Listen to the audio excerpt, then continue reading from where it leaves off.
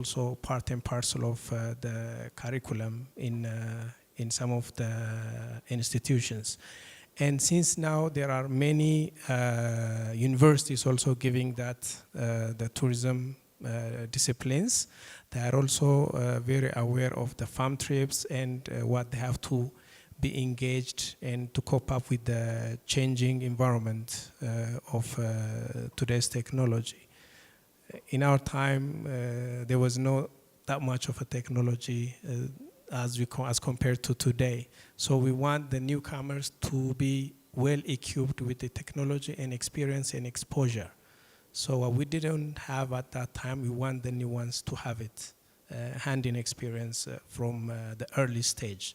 So, and also not only that, through Ministry of Tourism also, there are certain trainings, capacity buildings to tour operators, tour guides, and other tourism families at different service provision levels.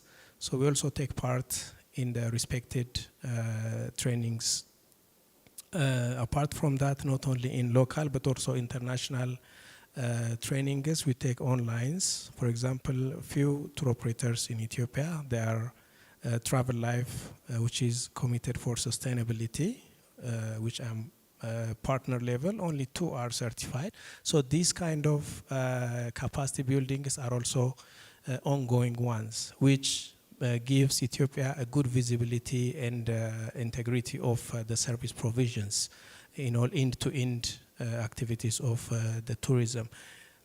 Not only that, even if I'm also the office person, I also know what's on the ground in the extreme rural areas. So when we see any mishaps, that can be a long-term development, but on the spot, we try to give awareness to the community so that the next time such mishaps will not happen. So it's a way of paying it forward and also a teamwork from the top to the bottom level. So that way we are doing with what we can. And stopover is a new opportunity for Ethiopia, even though it was done, as His Excellency has mentioned.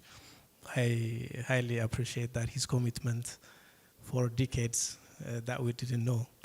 That can be one of the parts that have been incorporated in also other curriculums, in the tourism curriculums. So this way, I think I addressed your concern. And Joanne from Magical Kenya, nice to see you again. The stopover, the proposals to regional tour operators, it's open, as I was in the project also. But the aim is for a client to become a stopover is he has to go from A to C. So the stopover in Ethiopia would be a B destination. So having a round trip and making Ethiopia as a stopover, as per the current program, is not in the list. But if, let's say, from Kenya to Djibouti and stopping in Ethiopia, that would be a very doable one. However, since it's also a work in progress, our excellencies would have a way to incorporate it in the documents when it's publicized. Well, about the open hours for extended time, it's raised because there is a question. For some people who want to see the nightlife in Addis, they also wish, if they could, they wish to see some of the museums. But it's again out of my jurisdiction. But if that's a possibility, that is something to be answered in the future.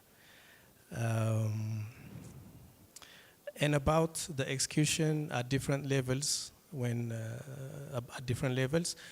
whatever we encounter, we address to the responsible party what's going on, what should be done, what should be not, because that's the way tourism works. And as we are here as a big tourism family, it's not that I will only benefit from what I can get and be silent about it. And as much as I will be silent, I will also be a victim of the negative impacts. So it's always transparency is our core value during our integrations with the government and other private stakeholders. That way is where we can capitalize our potentials and our tourism products in all levels, end to end. And as for Anita's comment from Uganda, I've been to Uganda, so I tasted some of the street foods, and they are very delicious. I invite everyone to try it when you go there the chance. So I thank you very much. Thank you so much, Ato Nahum. Bini, you're up. Thank you. Like I've said before, Shaggar, the new city, which is situated strategically in the heart of our country, Ethiopia, next to the capital of Addis, as you all know. We are doing to work and to position ourselves as one of Ethiopia's cities for stopover tourism. As I have mentioned, to make sure or to realize this stopover, to utilize it, we have allocated all the required resources, including the institutional setup, the legal framework, and of course the required resources, including budget. So in the very short time, we are going to design a kind of product that attracts stopover travelers. Not only those who have arrived in Addis or in Ethiopia, those who have begin their travel planning before crossing Ethiopia. So for now, we have a market-ready product, maybe for half a day or overnight products we have. But we need to work on the issues that have been raised by our audience, and those including the connectivity, the time management, the service quality, and our establishments.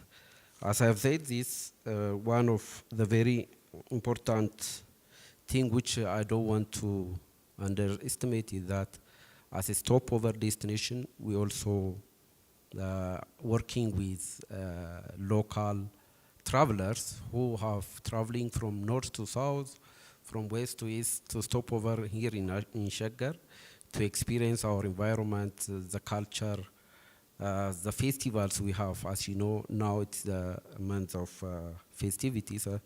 So we are working to develop a good itinerary, a good travel package which really attract our brothers from sisters, including from Uganda, from Kenya, Tanzania, to experience the festivals that millions have marched out and celebrate as a stopover tourism product.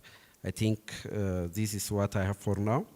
What I want to rephrase is, since the reform, we did a great progress in tourism, which is considered to be very few, but now the 5 top sectors in Ethiopia, in order to utilize or benefit from the stopover tourism, I think we need to do the business in a way that we should shift our paradigm.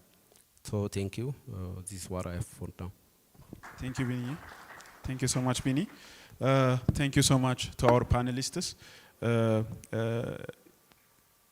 to our representative from Ethiopian Airlines for the very measured but also surprisingly inviting comments. We all know we have a lot to learn from Ethiopian Airlines, but as you can see, they're open for business and they've welcomed you all to inquire about working with them. Thank you so much. To Biniam, it's great to have an upstart city among us. It's a very dynamic team they have over there. They have everything going for them, especially when it comes to stopover tourism. We all wish you the best.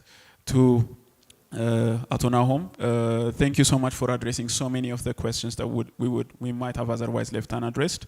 Thank you so much for the work that you're doing in marketing our country. Hopefully, this, I would say, recognition of the importance of stopover tourism is going to be the new boon in tourism for our country. And finally, to His Excellency, the State Minister of Tourism. As you could all clearly see, even though we raised quite a lot of questions, whined about a lot of problems, His Excellency was very aware of those problems. They already have systems in place to deal with them. But of course, we all have to remember a lot of these things are as much cultural as they are about policy. So with that in mind, this panel discussion is over. Thank you so much, and please.